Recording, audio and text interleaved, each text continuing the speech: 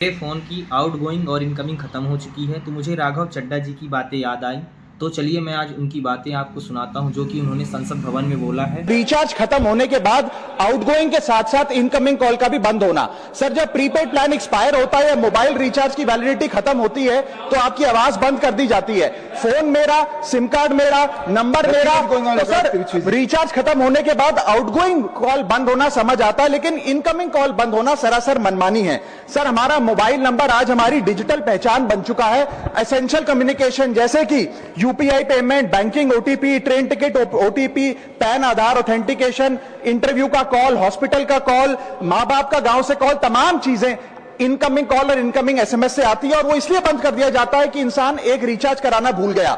Sir, incoming call बंद करना is not stopping of a service, ये हमारे राइट टू कम्युनिकेशन को स्टॉप करने जैसा है। सर, जैसे आपका आधार कार्ड इसलिए एक्सपायर नहीं हो जाता कि आपने डिटेल अपडेट नहीं करी, या आपका बैंक का खाता इसलिए बंद नहीं हो जाता कि आपने मंथली डिपॉजिट जमा नहीं किया, या आपका वोटर आईडी इसलिए सस्पेंड नहीं हो जाता कि आप एक चुनाव में वोट डालना भूल गए। ठीक उसी तरह आपका मोबाइल नंबर इसलिए सस्पेंड और डीएक्टिवेट नहीं होना चाहिए कि आप एक रिचार्ज भूल गए। सर, मैं सदन में फ्री आउटगोइंग की मांग नहीं कर रहा, फ्री डेटा की मांग नहीं कर रहा, लेकिन इनकमिंग कॉल फैसिलिटी की गारंटी होनी चाहिए। मेरी 3 स्पेसिफिक मांग है। पहली, प्रीपेड मोबाइल कनेक्शन में इनकमिंग कॉल और इनकमिंग एसएमएस कम से कम 1 साल तक कंटिन्यू रहे, चलता रहे from the date of the last recharge, ताकि एसेंशियल कम्युनिकेशन चलती रहे। दूसरी, deactivation of the mobile number after 3 years. ऐसा ना हो कि आपका मोबाइल नंबर किसी को आपका मोबाइल नंबर बंद करके किसी और को अलॉट कर दिया जाए। कम से कम 3 साल का ग्रेस पीरियड देना चाहिए from the date of the last recharge. And third demand, mobile operator should introduce a low cost